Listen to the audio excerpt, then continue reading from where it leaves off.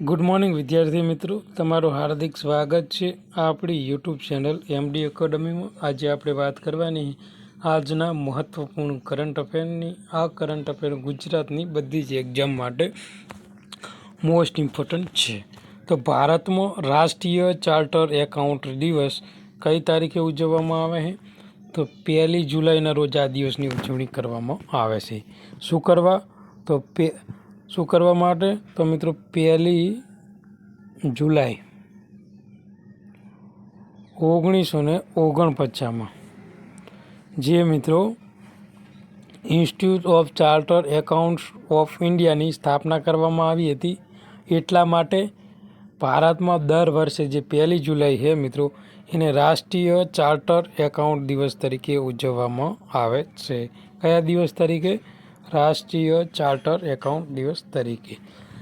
આ જે institute of charter accounts of ઇન્ડિયાની સ્થાપનાથી ભારતમાં એકાઉન્ટ્સના વ્યવસાયિક નિયમોમાં મોટો ફેરફાર થયો છે, જે બ્રિટિશ શાસન હેઠળ રજિસ્ટ્રી ઓફ એકાઉન્ટ્સના અનિયંત્રિત પ્રણાલીથી સંકલિત અને જે નૈતિક વ્યવસાયમાં પરિવર્તન થયો છે મિત્રો।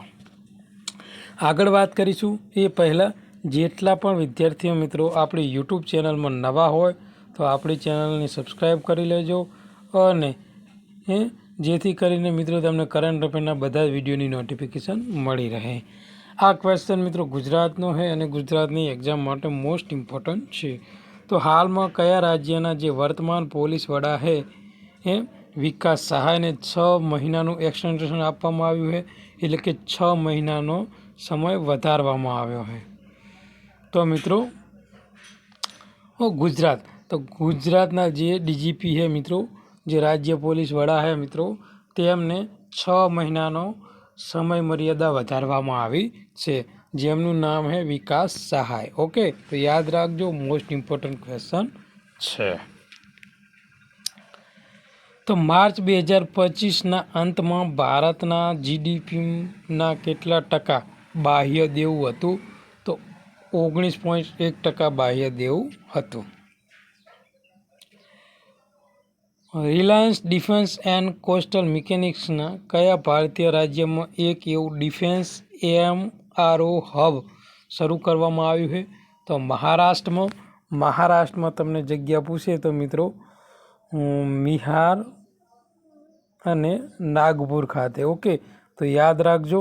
તો જોઈએ આની ડિટેલ।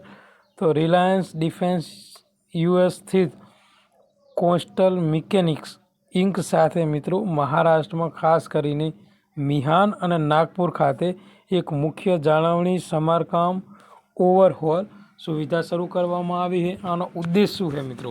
આ જે એમઆરઓ છે મિત્રો, એનો શરૂઆત કરવાનો કંઈક ઉદ્દેશ તો હશે ને? તો કે જેગુઆર એરક્રાફ્ટ છે, પછી MiG-29 જે ફાઇટર જેટ છે, અને અપાચે જેવા હેલિકોપ્ટરના સંરક્ષણ પ્લેટફોર્મના જીવનચક્રને આધુનિક બનાવવા અને વિસ્તૃત કરવા માટે આ જે એમઆરઓ હબ છે ને એ શરૂ કરવામાં આવેલ છે મિત્રો।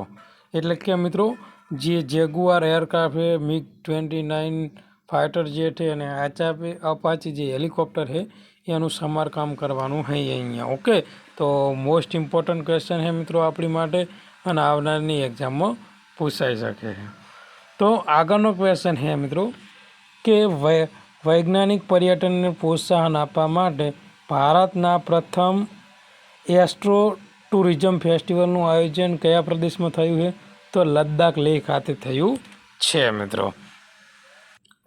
તો મિત્રો જે લદ્દાખ લેહ ખાતે મિત્રો ભારતનો પહેલો જે એસ્ટ્રો ટુરિઝમ ફેસ્ટિવલ છે એ યોજ્યો છે, જે ભારતના વિજ્ઞાન આધારિત પર્યટનને પ્રોત્સાહન આપવા માટે આ જે ફેસ્ટિવલ છે એનું આયોજન કરવામાં આવ્યું છે। તો શાના માટે? વિજ્ઞાન આધારિત પર્યટનને પ્રોત્સાહન આપવા માટે। અને મિત્રો આ જે ફેસ્ટિવલ છે મિત્રો એ લદ્દાખ પર્યટન વિભાગ અને ભારતીય જે ખગોળ ભૌતિકશાસ્ત્ર જે સંસ્થા છે એના સહયોગથી આયોજન કર્યું છે, અને એ ખગોળશાસ્ત્ર માટે પ્રદેશના કુદરતી ફાયદાઓ જેમ કે ઊંચાઈએ સ્વસ્થ આકાશ અને ઓછા પ્રકાશ પ્રદૂષણને દર્શાવવા માટે આ ફેસ્ટિવલનું આયોજન થયું છે મિત્રો. 1 જુલાઈ 2025ના રોજ કયો પ્રદેશમાં પ્રથમ આસિયાન ભારત ક્રૂડ ડાયલોગનું આયોજન થયું હતું? તો ભારતમાં આયોજન થયું હતું મિત્રો. તો જોઈશું તેની ડિટેલ. 1 જુલાઈ 2025ના રોજ ચેન્નાઈમાં, કઈ જગ્યાએ? ભારતમાં મિત્રો ચેન્નાઈમાં પ્રથમ આસિયાન ભારત ક્રૂઝ સંવાદનું આયોજન કર્યું હતું.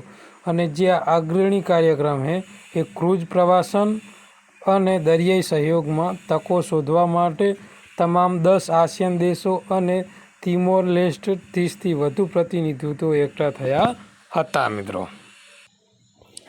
30 જૂન 2025ના રોજ પુણેના મિલિટના નવા કમાન્ડન્ટ તરીકે કોની નિમણૂક કરવામાં આવી છે? મિત્રો જવાબ આવશે રિયર એડમિરલ વી ગણપતિ. તો વી ગણપતિની નિમણૂક કરવામાં આવી છે મિત્રો. તો ભારતીય નૌકાદળના અત્યંત અનુભવી અને પ્રતિષ્ઠિત અધિકારી રિયર એડમિરલ વી ગણપતિને 30 જૂન 2025ના રોજ પુણેમાં સ્થિત મિલિટરી ઇન્સ્ટિટ્યૂટ ઓફ ટેકનોલોજીના નવા કમાન્ડન્ટ તરીકે તેમણે કાર્યભાર સંભાળ્યો છે. અને ભારતની સંરક્ષણ ક્ષેત્રમાં એક મહત્વપૂર્ણ તબક્કો થઈ ગયો છે, જ્યાં આર્મી, નેવી અને એરફોર્સનું એકીકરણ ઉપર ભાર મૂકવામાં આવી રહ્યો છે મિત્રો. ભારતના બંધારણના કયા અનુચ્છેદ હેઠળ જીએસટી કાઉન્સિલની સ્થાપના કરવામાં આવે છે? તો કલમ 279A.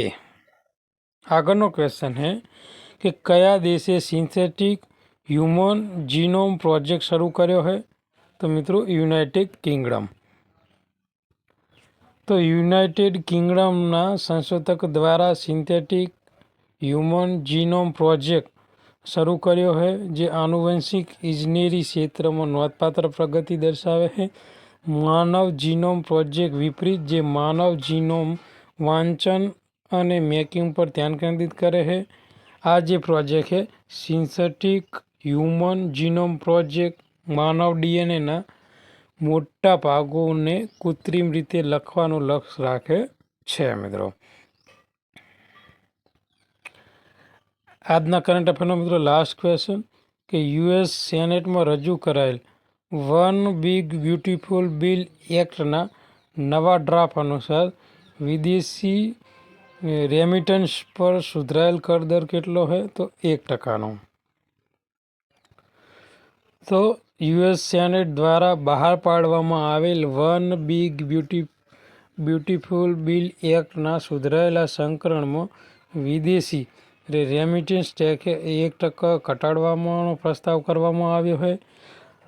શરૂઆતમાં આ કાયદાનો હેતુ શું છે? તો તમામ આઉટગોઈંગ વિદેશી જે રેમિટન્સ પર વ્યાપક કર લાદવામાં હતો, પરંતુ નવા ડ્રાફ્ટ હેઠળ દરમાં નોંધપાત્ર ઘટાડો કરવામાં આવ્યો છે મિત્રો.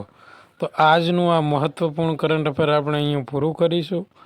આ વિડીયો તમને ગમ્યો હોય તો તમારા બીજા મિત્રો જે તૈયારી કરે છે એમને શેર કરી દો, આપણી ચેનલને સબસ્ક્રાઈબ કરી દો અને આ વિડીયોને લાઈક કરી દો. થેન્ક યુ, ધન્યવાદ.